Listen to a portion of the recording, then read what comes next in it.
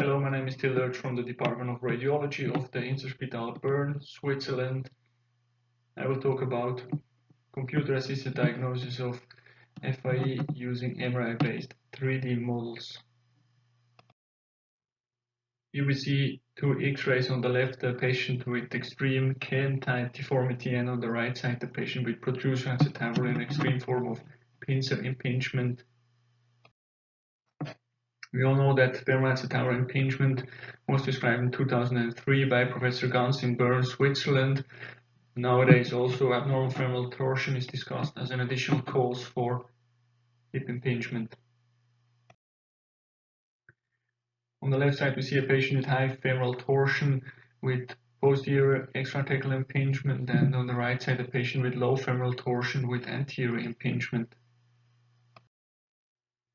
But the clinical problem is that the gold standard for manual segmentation and reconstruction of 3D models are CT scans, which have a considerable radiation exposure, and therefore we aim to reconstruct MRI-based 3D models of the hip joint.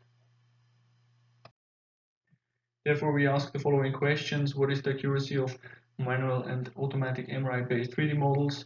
What is the correlation between diagnostic parameters and for range of motion parameters for 31 hips? We performed a retrospective radiological study involving 31 hips of 26 patients. They all had no previous hip operation and a complete radiological data set. They had a mean age of 27 years, and 7 had a Cairn-type FIE, while 5 had a pincer-type FIE. This is the protocol of the pelvic CT scan, including the entire pelvis and the distal femoral condyles. The pelvic CT scan was performed without contrast agent and with isotropic voxels. This is the MRI protocol for the hip. We use this unilateral T1 wipe sequence shown on the right side for manual and automatic segmentation.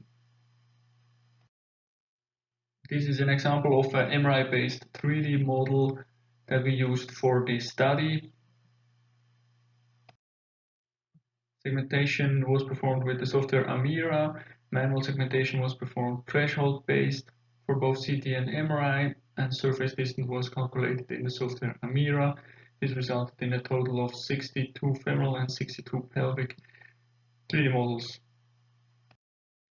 Automatic segmentation was performed using deep learning. This is a machine learning approach.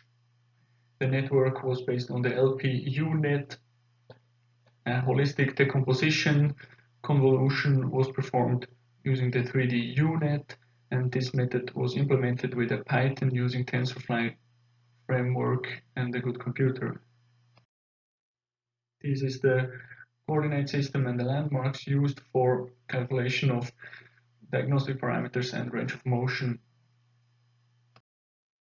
These are the outcome parameters. We used total femoral head coverage, inclination, anteversion, LC angle, anterior and posterior coverage. And we calculated 8 range of motion values for every hip joint shown here, including flexion, extension, and internal and external rotation in extension and in 90 degrees of flexion. This is a screenshot of the impingement software that we used for calculation of range of motion. We performed statistical analysis, and we used the Pearson correlation coefficient because the data was normally distributed.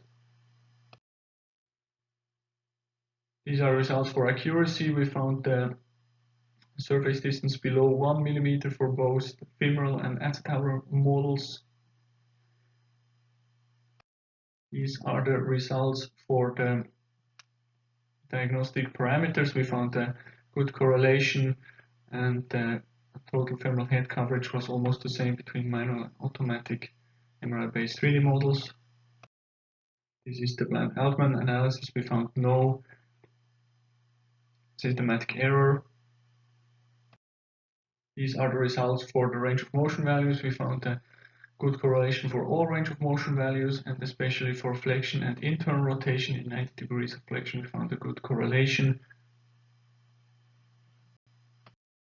The correlation curve for all range of motion values together is shown here. Limitations of this study are following. The MRI-based 3D reconstruction was not applicable for patients with previous operation or with implants.